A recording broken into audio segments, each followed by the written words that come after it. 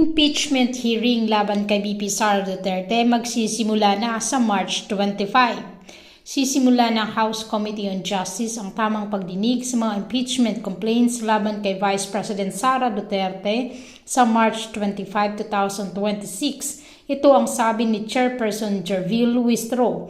Ang mga karagdagang pagdinig ay nakatakda sa April 14, 22 at 29 kahit sa panahon ng recess ng Kongreso kasunod ng awtoridad na ipinagkaloob ng plenaryo ng Kamara.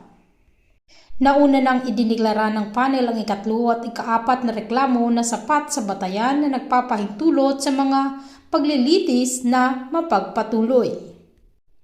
Sinabi ni House Committee on Justice Chairperson Representative Jervil Luistro na sinunod nila ang tamang proseso ng deliberasyon sa dalawang impeachment complaints laban kay Vice President Sara Duterte. Kinestyon nito ni Sagip Party List Representative Paulo Marcoleta na ang sufficiency in grounds na complaints advisor ay dapat munang isaalang-alang sa voting meeting kung ang mga form at substance na ito ay mapatunayan sa proseso ng committee. Tinanong niya ang mambabatas kung mayroon ba siyang sapat na mga batayan na hindi pinagtibay sa mga nakaraang impeachment proceedings, habang sinabi ni Luistro na ginawa niya ito at pinagtibay lamang ito sa committee. Samantala, pinatutsadahan naman ni Senator Ping Lacson sa isang social media ang post noong Webes habang nagpost siya ng mga photo quotes na Sagip Party List Representative Paulo Marcoleta at Representative Jervil Luistro sa palitan ng proseso ng impeachment. Aniya hindi malayang nahuhulog ang coconut sa puno ng niyog. Noong Miyerkules, nagtanong nga si Representative Marcoleta sa mga talakayan ng House Committee on Justice hinggil sa proseso ng impeachment sa mababang kamara. Sinabing ang pagtukoy sa kasapatan sa mga batayan ay dapat mauna bago sila bumoto para sa sapat na anyo at sangkap. Dahil dito sumagot si Luistro sa pamamagitan ng paghiling na bigyan ng kanyang kasamahan ng kopya ng mga patakaran. Ani Ping Lacson, basa-basa muna bago bumuga para hindi masupla. Dahil nagtatanim tayo ng coconuts, imbis naman sana sa Pilipinas, ang sabihin ko lang ito ay, the coconut doesn't fall far from the coconut tree. Si Representative Marcoleta anak ni Senator Rodante Marcoleta na nakipag-away kay Lacson sa mga issue ng Kalayaan Island Group, KIG, bukod sa iba pa. Pinag-uusapan ng dalawa ang kasaysayan ng KIG na sinabi ni Lacson na binanggit ang lokal na pamahalaan ng isla na natuklasan pagkatapos ay naibigay sa bansa ni Thomas Cloma. Narito panoorin natin ang buong detalye. We are here today for the resumption of the impeachment proceedings against the Vice President. Today's agenda is simple, yet heavy with consequence. We reiterate that we are not here to decide guilt or innocence. Hindi po ito paglilitis. Hindi pa. We are here for one question. Isang tanong lang. May sapat bang batayan para ituloy ang proseso ng impeachment? That is the only question before us today. Are there sufficient grounds to proceed? Sufficient grounds. That is the question. Wala nang iba. Let us be clear. Today is not about judgment. Today is about justification. Hindi tayo huhusga. Titingnan lang natin kung may dahilan para magpatuloy. To recall, this committee began with 4 impeachment complaints. The first was set aside dahil sa posibleng paglabag sa 1-year bar rule. The second was withdrawn, with the complainants opting to support the third complaint, which brings us now to the third and fourth complaints, the Zabalia et al. Complaint and the Cabrera complaint. Both complaints underwent scrutiny. Both were tested. Pinag-usapan ng mabuti, pinagdebatehan ng matindi, sinuri sa bawat anggulo. Every allegation was questioned. Every point was challenged. Every argument was tested. At tandaan po natin, hindi lang ito ilang pahina. These complaints came with voluminous records, pages upon pages, with annexes and supporting documents. Hindi lang binasa, ito ay inaral. And at the end of that long process, both the Zabalia et al. Complaint and the Cabrera complaint were found sufficient in form and substance. At bakit mahalaga iyon? Because the accusations are not trivial. They are serious, they are weighty, they demand answers. Kabilang dito ang mga aligasyon ng banta sa buhay ng presidente at iba pang opisyal, hindi maipaliwanag na yaman, paglabag sa SALN requirements, panunuhol, at maling paggamit ng confidential funds. Kung ganito kabigat ang mga paratang, hindi pwedeng manahimik, kailangan itong sagutin. Following the rules, the Vice President was furnished copies of the complaints. She was given the opportunity to respond.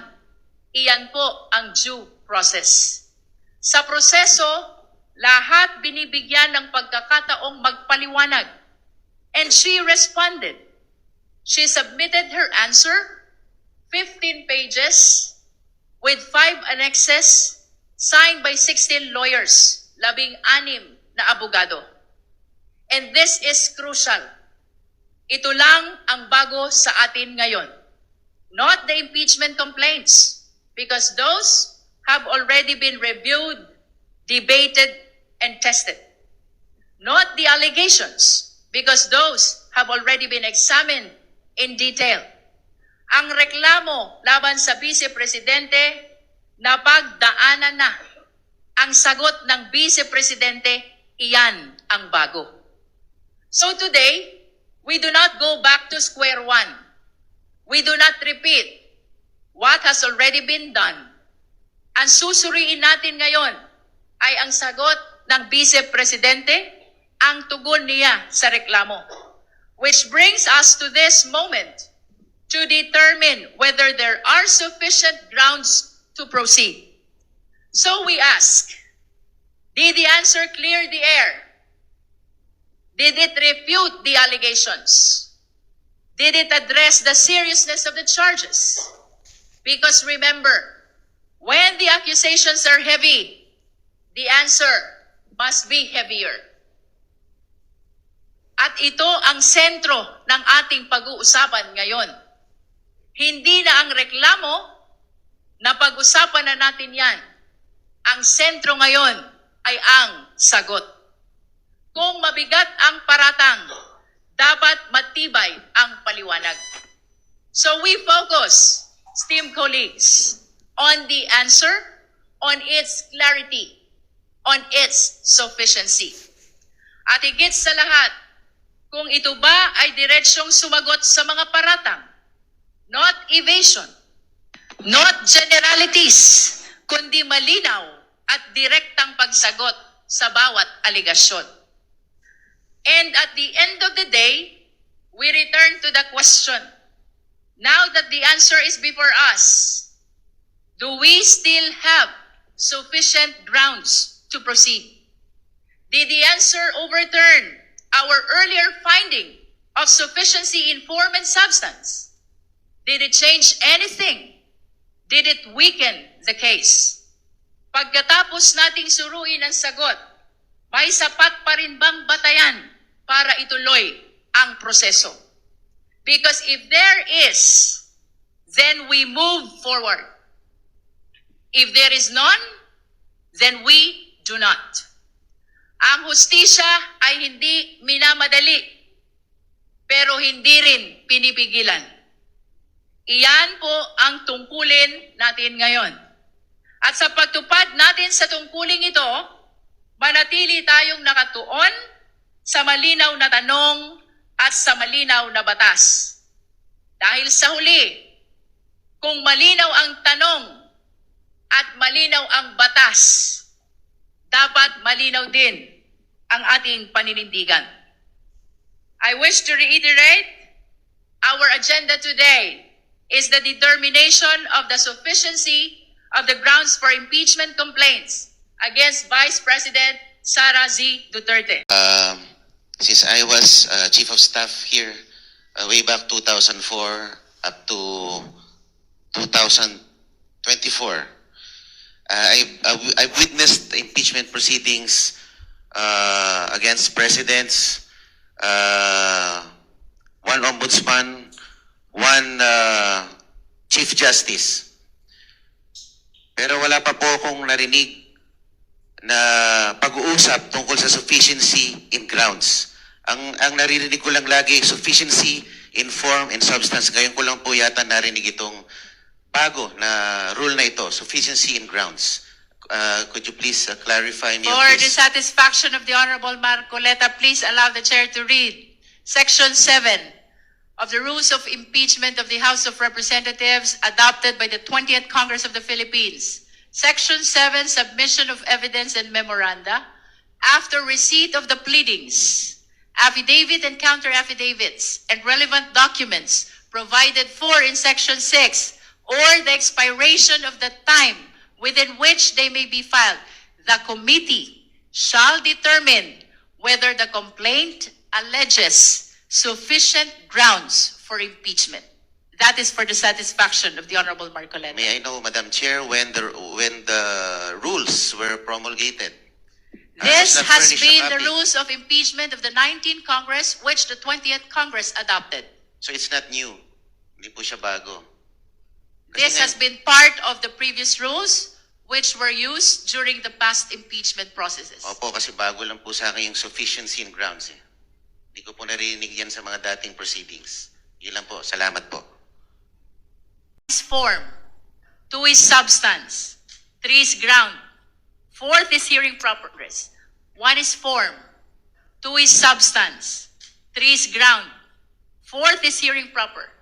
And 5th is the determination of probable cause. After that, we go to the plenary.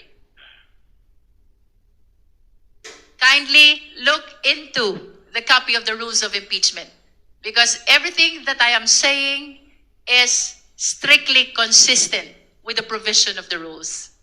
I will go check, Madam Chair. Thank you. Madam Chair,